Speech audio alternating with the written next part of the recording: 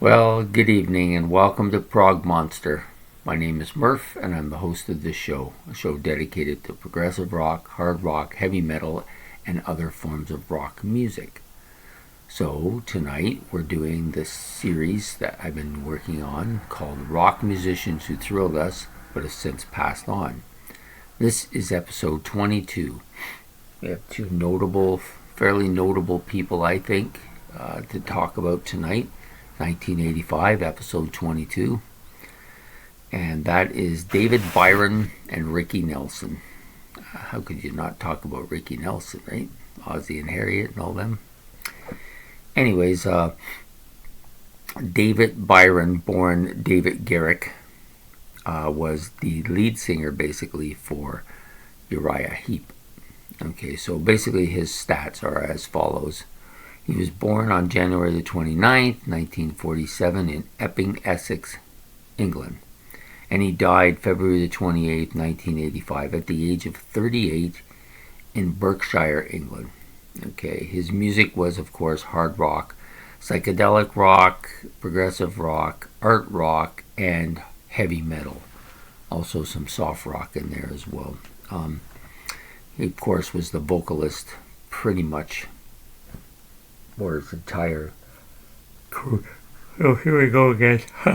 his entire career with the bands that he played with, pretty much. Okay, so he was active from 1967 to 1985. A little about him. He played with bands such as Uriah Heep, Rough Diamond, the Byron Band, and Spice. Now, he originally started out doing song sessions, like basically singing covers for the record label, which I believe was, I did write it somewhere, Avenue Records, which was the name of it, in which he did lead and backing vocals for covers. His first professional group was the Stalkers, which featured Mick Box, who eventually ended up in Uriah Heep as well. The two of them teamed up and formed the band Spice in 1967 through to 1969, which also featured Paul Newton, not Newman. Yeah, that would have been different. And Alex Napier. Also around this, so anyways.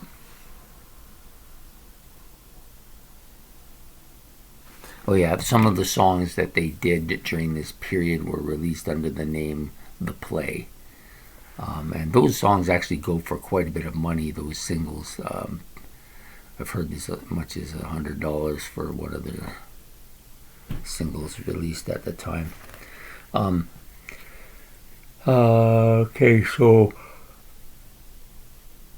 Here we go again. I don't know why I get so tired at the end of the day. They recruited keyboardist Ken Hensley, who also was a guitarist and a singer as well. And then from that, Byron changed the name of the group to Uriah Heep, and from that point on, they became a band. The name was taken from a Charles Dickens novel called David Copperfield. That's where they got the name from. So anyway, I'm just going to move this up a bit.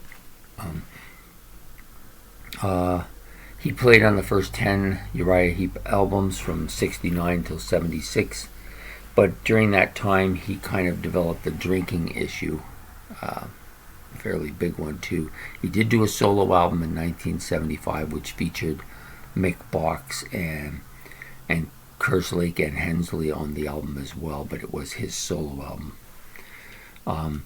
Because of his drinking problem, he started having conflicts a lot with other members of the band, and at some point they just decided that it wasn't working out, and they kicked him out of the band, basically. So he left the band and went solo.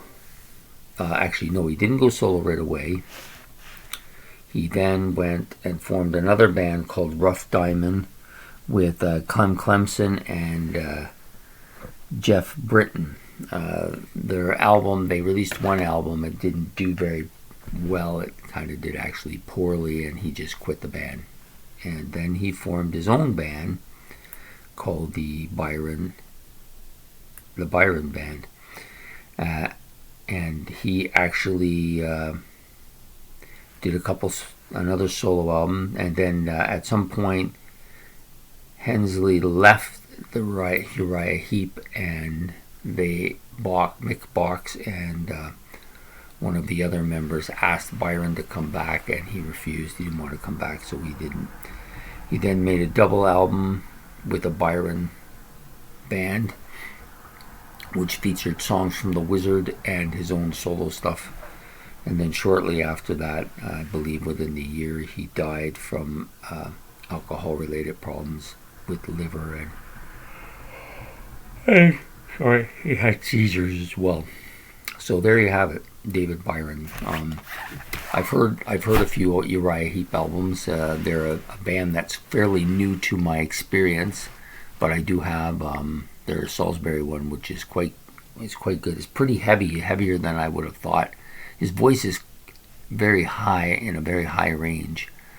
But I've begun to listen to the band quite a bit, so I'm getting to know this individual, and I wanted that's why I pretty much chose him for one of my two people tonight, because I was starting to get into the band and just trying to learn as much about them as I can. Boy, I wish I wasn't so tired all the time. So here we go. The second person we did tonight, my notes on him are on Ricky Nelson. I'm a little more familiar with him because I did watch Ozzie and Harriet as a young man, and so I got to know him. A good-looking guy. Obviously, they coined the phrase teen idol because of him, right? So we'll just do a little bit of statistics on him. He was born Eric Hillard Nelson, and they just called him Ricky, and then later he did change his name to just Rick, but it didn't really stick too well. Anyways, he was born May the 8th. Sorry, I'm going to have to wear my glasses for some of this. He was born May the 8th in 1940 in New Jersey, Teaneck, New Jersey. He died basically December 31st, 1985, at 45, in DeKalb, Texas. Okay, his music was rockabilly, rock and roll, pop, and he did do some country stuff as well. He was basically a singer, although I do believe I recall seeing him do some drumming on one of the Ozzie and Harriet shows. I think he also played a little bit of guitar, but I could be wrong about that. He was active from 1949 till his death in 1985. Sorry, here we go again. Basically, everybody knows that his father was Ozzie and his mother was Harriet Nelson. He did have some kids that were fairly well known. One of his kids, his daughter Tracy Nelson, was an actress, and then he had the twins Gunnar and Matthew, who formed the Nelson Band and used to tour around playing his music. This was, I think, after he died. He did have one other son, Sam, who was also an actor. Okay, so anyways, he starred in some motion pictures. The most famous one he starred in was Rio Bravo, I believe. Yeah, Rio Bravo with John Wayne, Dean Martin, and Angie Dickinson. So he was a rising star in the film. Now you're going to notice I didn't do much about his film career, because to me that's a different thing that I'm doing here. I'm doing basically his music. So he did release his first single hit was Poor Little Fool. Poor Little Fool, oh yeah. And it was his first hit. He had 19 other hits that were in the top 10. And, sorry, I just got to read this note here that I wrote.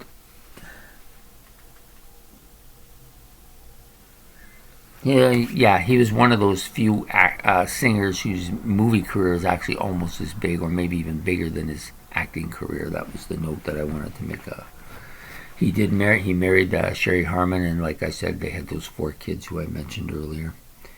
And he died in a plane crash on New Year's Eve in 1985, which also took the lives of Andy Chapman, Bobby Neal,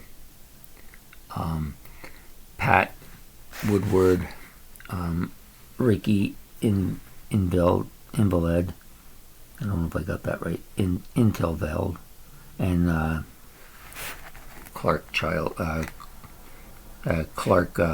Russell. These were members of his band and people involved with his band, all killed at the same time. So Ricky Nelson was a teen idol, basically, is what he was, on a show that was a family show that aired in the 1940s and 50s, and so he became a prominent person as a child. He played himself in the show, of course, and basically his notoriety was from that. Once he started singing, he then gained a different type of notoriety. He became a teen idol, as girls would flock to see him. He was a good-looking guy, right? And so then he began to sing a lot, and he did this for a while, but playing with older musicians, and he started getting tired of that. And then so he decided to hire his own band of people around his own age so that he could play rock and roll, which is what he wanted to play, instead of the stuff that they wanted to play, which was not really his style of music. So that's when he kind of turned loose. For a while there, I think he was fairly big, maybe almost as big as the King himself. And they actually knew each other and were friends and hung out together, which I only know because I had done some research on Elvis at one time, years back, and then I had also done some on Ricky Nelson, and because they had mentioned him with Elvis, and I did that too, so I knew a little bit more than most of the people I've been doing who I haven't had much of their music listened. Ricky Nelson's music was very poppy, in my opinion. Typical of its time period, pop. There was a little bit of rocky to it, but it's not music I generally would listen to too much. If I hear it if I was to hear it on the radio or somebody was playing it, it wouldn't offend me. I wouldn't want to turn that off. I'm tired. I don't want to hear that. But I don't have any problem with his music. It's not something I would go out and purchase and listen to actively. That's basically what I'm saying here. But still, if you like pop music, you have pretty notable pop singer in Ricky Nelson. So some of the honorable mentions I have: Kay Kaiser, of course, of the big band era, another big band member who, there's quite a few of these people that really cemented music in the American way of life back in the 40s. Ricky Wilson from the B-52s. Want to give a nod out to him. And of course, one of the founding members of the Rolling Stones, Ian Stewart, who played keyboards, and probably would have stayed with the Stones, but they didn't want that keyboard element in their band. They thought it was didn't really jive well with what they were trying to do, so he didn't actually become a fledged member of the band like some of the others did. But he did play keyboards quite a bit for them over the years. So anyways, I wanted to give a nod out to Ian Stewart of the Rolling Stones. So there you have it. Episode 22 of Rock Stars who thrilled us, who but since passed on. So the next episode this one will be released Monday morning, tomorrow morning, and the next one will be released on Wednesday. And that'll be episode 23, of who I am not quite sure yet who I'm going to be talking about, but I'm sure it'll be fun to do. This one was a lot of work, kind of tired me out a bit. Anyways, I hope you enjoyed this episode, and if you do, please like and subscribe. And tomorrow night will be a look back at the classic album, and I think I've already said that it's going to be Judas Priest, Defenders of the Faith. And then after that, starting in April, I'll be doing a 4-part kind of series on 4 different prog albums from my 4 of my group of 7 bands. And we'll be starting out on the first one will be on my favorite Rush album, which is Permanent Waves. And so that will be the first one, and then there'll be one from Yes, one from Genesis, and then the last one will be from Jethro Tull. And I'll tell you more about that after I do the Rush album on Monday. But that won't be for a bit of time yet. Still, because tomorrow's Judas Priest. And so that video will come out. This one will come out in the morning. That one will come out at its standard 8 o'clock in the evening. And then Wednesday we are beginning a 3-part series on my favorite progressive rock songs. And there'll be and I decided to go with a Genesis theme, which is that I'm coining a Genesis phrase, which was shorts, longs, and then the last part I added myself, which is epics. So it'll basically be short songs, long songs, and then epic tracks. So I hope you'll be interested in that. It'll be a 3-part series, so we'll do one for each of them. It's a bit of a work getting that together because there is just so many good songs, especially in that B category of the epics. So I like a lot of that's probably my favorite. I've discovered that that's probably my favorite progressive rock kind of genre part, which is longer songs. There are some short songs I like quite a bit. The problem with the short songs that I have is that there's a lot of them by certain groups, and I don't want to just do one group or 2 groups or 3 groups. I want to give this to as many groups as I can, so that's going to be a bit of a challenge there. There might be a bit of a challenge too to do the part C, because that's getting epic songs is going to be hard. 25 of them is going to be tough, but I think there's at least that many out there from music groups that I quite like.